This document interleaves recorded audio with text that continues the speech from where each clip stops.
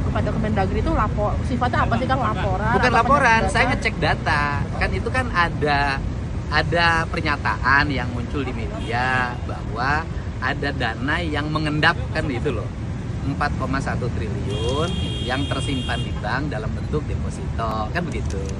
Nah, saya bertanya, makanya data itu di mana Pak Mendagri menyampaikan bahwa data yang ada di Kemendagri itu angkanya itu sekitar 2,6 triliun dan itu bukan uang mengendap.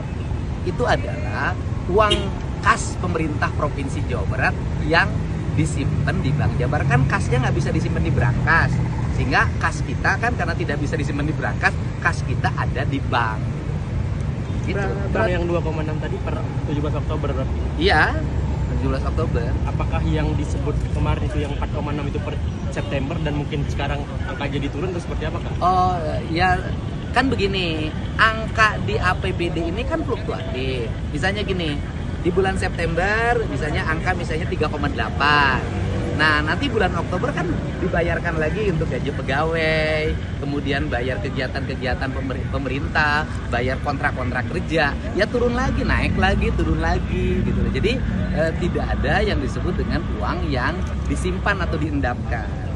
Dari sisi mekanisme bahwa di pemerintah provinsi itu kan ketika ada uang kan tidak bisa dibelanjakan sekaligus. Karena kan setiap belanja pembangunan misalnya kan ada lelang.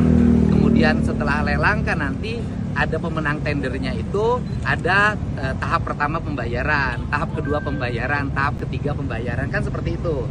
100% baru dibayarkan 100%. Nah, sehingga ketika menunggu kegiatan-kegiatan pembangunan berjalan itu rekomendasi BPK kan uangnya bisa saja disimpan dalam deposito on call. Deposito on call itu bukan deposito yang tidak bisa diambil, deposito yang bisa diambil dalam setiap saat apabila dibutuhkan. Karena apa? Karena bunga depositonya bisa lebih besar untuk masuk menjadi tambahan pendapatan gitu loh. Jadi bukan uang yang disimpan kemudian tidak digunakan, bukan. Nah, sedangkan di Provinsi Jawa Barat per hari ini seluruh uangnya tidak ada yang tersimpan di deposito. Tersimpannya anggaran provinsi ya, di luar BLUD. Itu tersimpannya dalam bentuk giro. Berarti kalau menurut Bang Deddy pernyataan ada 4,1 itu salah kaprah atau gimana? Ya nanti kita cek dulu, kan sumbernya dari BI. Karena sumbernya dari BI, kita mau nanya ke BI uang 4,1 itu kapan ada uang itu? Karena di hari ini di kas kami nggak ada.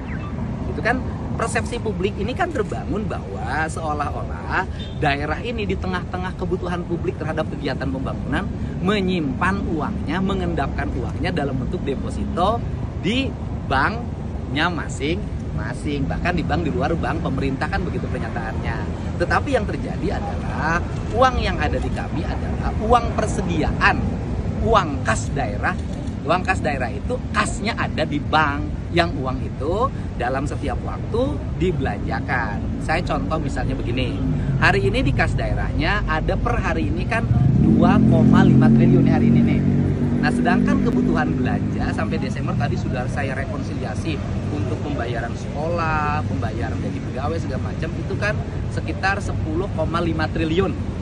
Nah, untuk menuju Desember ini kan kita masih kekurangan tuh. Masih kekurangan 8 triliun. Nah, 8 triliun itu nanti didapat di mana? Nanti ada pendapatan daerah, kemudian ada dana transfer dan ada dana-dana lainnya yang menjadi hak pemerintah Provinsi Jawa Barat. Sehingga ngukur keuangan itu mengendap atau tidak, ukurannya bukan hari ini, ukurannya nanti per 1 Januari. Kalau per 1 Januari misalnya ada uang yang sangat besar di kas daerah, bisa jadi belanjanya tidak sesuai dengan keinginan masyarakat, sehingga belanjanya tidak maksimal, kan itu yang dimaksud. Kan Bapak ditantangin buat buka data yang dana mengendap itu, Pak. Kang Deddy katanya udah ngecek deposito Jabar, nggak ada Pak dana mengendap di sana. Tanya aja ke Bank Sentral, itu kan data dari sana. Harusnya dia cari, mungkinan bisa anak buahnya juga ngibulin dia. Kalau itu kan dari laporan perbankan kan, data Pemda sekian, sekian, sekian. Sepertinya data saya sama dengan data Pak Tito waktu saya ke Pak Tito kemarin tuh. Kan pagi Pak Tito jelaskan kan, data di perbankan ada berapa, angkanya mirip kok. Jadi Pak Deddy tahu semua bank, kan dia hanya tahu Jabar aja kan. Saya nggak pernah describe data Jabar kan. Kalau dia bisa turunkan sendiri, saya nggak tahu dari mana datanya. Dia debat sama dia sendiri, saya nggak tahu. Jadi saya nggak pernah bilang Jabar segi berapa kan. Saya bilang data di perbankan sekian punya Pemda, dan data itu dari bukan laporan apa sih? Sistem Keuangan Bank Sentral. Dia ada, saya lupa namanya, BI apa sih? Di situ ada tuh, ada flagnya, punya Pemda sekian, punya pemerintah pusat sekian. Even punya pemerintah pusat juga orang saya masih nggak percaya segitu. Saya akan masih suruh periksa lagi itu uang apa sebetulnya. Pak, tapi kan dari Kang Deddy bilang itu nggak ada disimpan deposito, tapi dia nggak menjelaskan secara langsung disimpan di mana. Apakah nanti akan ada koordinasi, misalnya apa khusus nih? Jadi kan dia udah bilang kayak gitu. Apakah ada Kemenkyu akan khusus melihat data uang Pemdanya si Jabar atau ditaruh kemana gitu? Saya bukan pegawai Pemda Jabar. Kalau mau dia periksa aja sendiri. Ya kan, itu data dari sistem monitoring BI yang dilaporkan oleh perbankan setiap hari kali ya, setiap berapa minggu sekali, itu seperti itu datanya. Dan di situ ada flag, ada contrengan nih data punya siapa, punya Pemda, depositonya jenisnya apa, deposito, giro dan lain-lain. Jadi jangan Pak Deddy nyuruh saya kerja. Kemarin memang katanya mau periksa yang data selisih 18 triliun dengan Kemendagri, itu hasilnya Datanya beda. datanya beda. Ada selisih 18 triliun.